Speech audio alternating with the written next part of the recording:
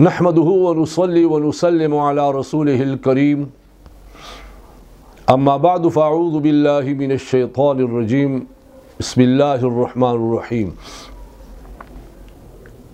व आशिरूहुन्ना बिल मारूफ सदक़ल्लाहुल अज़ीम। ख़ुगो मुअज़्ज़ज़ो मोहतरमो मुसलमानानो रुणो औ ख़्वाइंदो मैंदो अस्सलामु अलैकुम व रहमतुल्लाहि व बरकातुहू। द मुसलमानानो प दीन इस्लाम के ढेर ख्वागो औ द मिने न डक अहकाम दी। अल्लाह ताला जल्ल जलालु अम्मन वालुहु दे निकाह प बरकत बांधे यो प्रदी सड़ी और दे प्रदे जनाना ची पटूल उम्र के मुलाकात हम नवी शवे इंतहाई मीना मोहब्बत ज़्याद शी और दुमरा इंतहा ता उरसी चिदा जनाना अखपल मोर और प्लार और कलाए कोर चटोल जिंदगी पके तेरा कड़ी वी हगा ता खैरबाद उवाई हगा हमेशा द पारा प्रीदी और द खावंद कोर द मुस्तकिल जान द पारा ज़ाय उगरज़वी बल्कि ददी दा सोच और फिक्र वी पदी ज़ाय न के बज़ो टूल जिंदगी तेराउम और जमा द जनाजे कट पहुम दागा ज़ाय न उचतेगी उस जनाना दून मीना मोहब्बत चिखपल प्लार कोर और ये प्रिखेवी खावंद हम इंतहाई मोहब्बत खुदा सिर्फ यो तरबला मोहब्बत न दे और जिंदगी तेरावल द अखपल मफादातो और अगराज़ दा पारा न दी बल्कि दुईता शरीयत हुकूक हम वर्कड़ी दी। द खावंद पखपल खज़े बांधे हुकूक दी और खज़े हम पखपल खावंद बांधे हुकूक दी। मुमतासो खो आम तौर बांधे कुरान आयत मुज़दा करे दे हदीस में हम ज़दा करी दी चे खावंद पखपल खज़े बांधे हुकूक दी खो खज़े हम हुकूक दी अगा मुंग हेर कड़ी भी बिल्कुल मनम खावंद हक दे। अल्लाह पाक कुरान के ऐलान के अर्रिजालु क़व्वामून अला निसा सड़ी हाकिमान दी पजनाना वो बांधे तदुई द कोर मुंतजिम और जिम्मेदार बा खावंद भी खज़बा नहीं बिमा फ़ज़्ज़ल अल्लाह और दा नरान चे दा प खज़ो बांधे हाकिमान दी यो दा नरान खपल कसबी कमाल ले अयो लदुनी द अल्लाह द तरफ न वर कड़े शवे दे। अल्लाह तबारक व तआला बिमा फ़ज़्ज़ल अल्लाह बाज़ुहुम अला बाज़ अल्लाह खुद चिचाता फजीलत वर की पबल चा बांधे नरानो त्या पखजो बांधे फजीलत वर कड़े दे अदुयम ददी नर वल कसब दे बिमा अनफकू अलैहिन्ना पदुई बांधे खर्च कवी दे बाहर लाड़शी मेहनत मजदूरी कवी टाटकी चलवी रेड़े चलवी ट्रकून डकई लोड कवी अवगानत अगा तशवी या नोर मजदूरी गाने कवी दासे मजदूरी छिपा आगे के ख्वलीशी कलवीना त्रे रवानशी अव कला सर हम पक्की उखरीश वफात शी खुदा अखबर खज़े अगा रोज़ी दा पारा दाए लग्यावी और मेहनत मजदूरी कही तो अल्लाह ताला जल्ल जलाल अम्मन वालु दुईता दे दो वजूहात बिना बांधे फजीलत वर्कड़े नरान होता पखजो बांधे और नर बाबत के अल्लाह ताला जल्ल जलाल अम्मन वालु पैगम्बर सल्लल्लाहु अलैहि वसल्लम यो ऐलान मुश्ता जना कासान और तरागल और तवील चमू अजमो तलाड़लू और अजमियानो अखपलो बादशाहानो ता सजदे लगौले نو ای د الله پیغمبره د دوی په مقابله کې خو تاسو ډیر زیات حقداري چې مونږ تاسو ته سجده ولګو. یاد وساتئ و سجده تعظیمی ده او بل سجده د عبادت ده. سجده د عبادت او سجده تعظیمی کې فرق په ظاهره باندې نشته ده. دواړه یو قسم سجدې دي.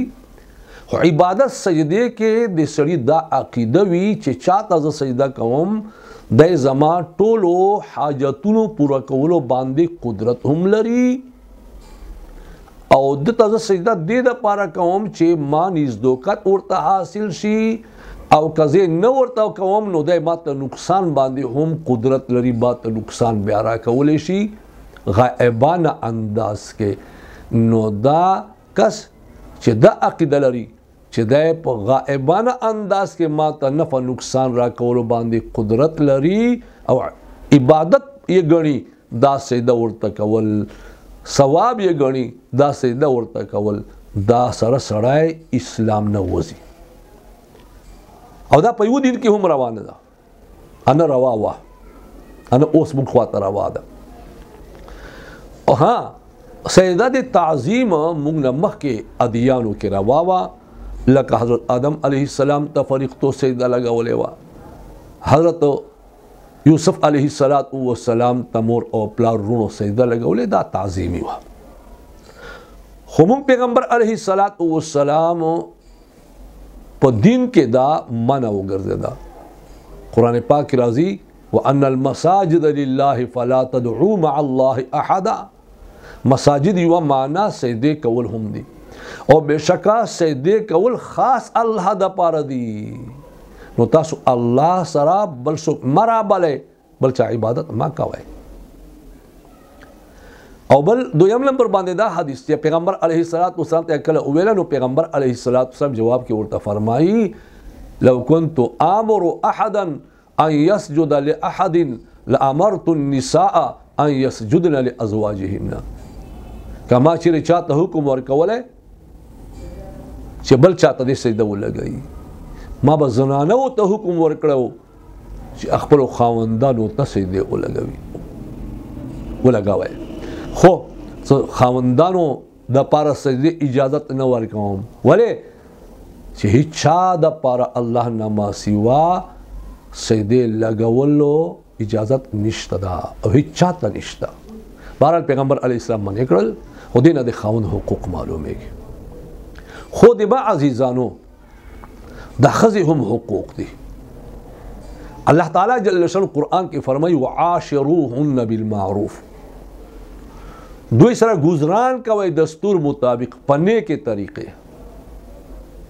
اول چې نکاح ور سره کوي نو په هغه کې دا شرط چې حق مہر به ورکوي.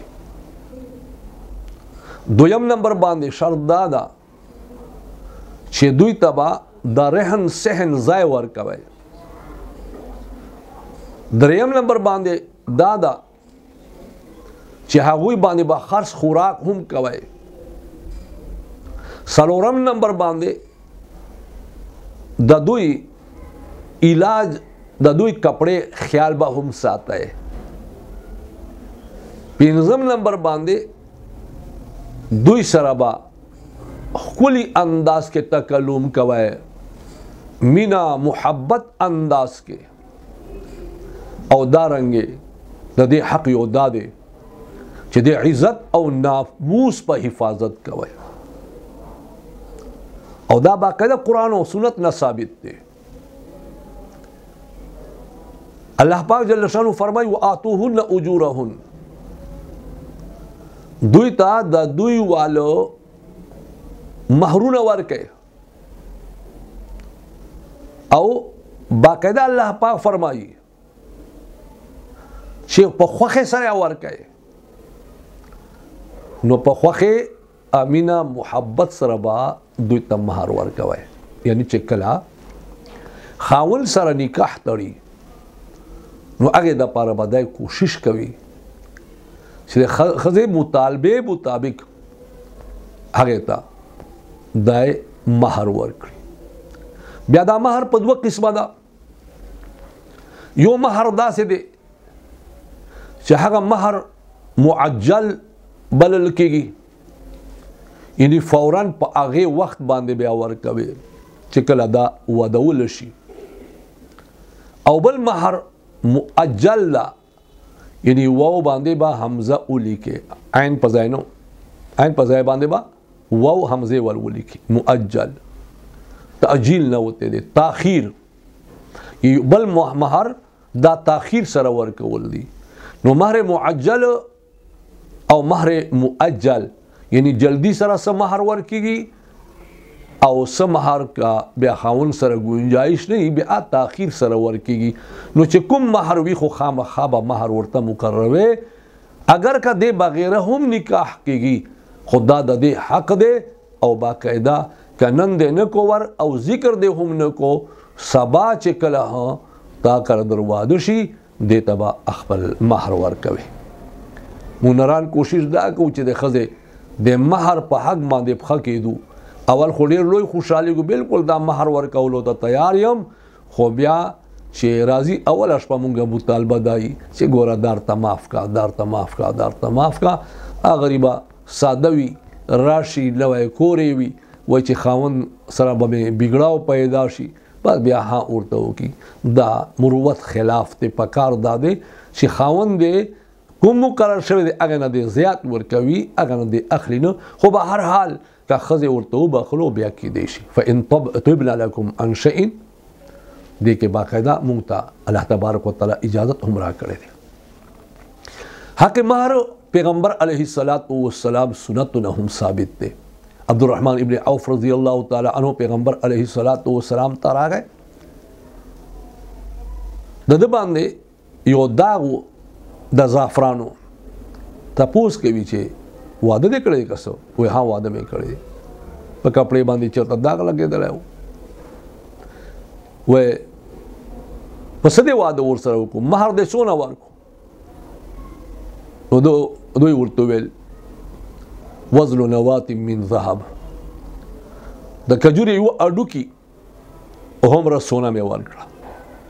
او پیغمبر علیه السلام ورته فرمایي بارک الله لکما، یا بارک الله لک، الله پاک دې برکت درته پکې واچي. نو سنتونه هم معلومه شوه. او ورته ویې فرمیل چې اولم ولو بشاه، ولیمه وکړه اگر که په یوې چلې سري.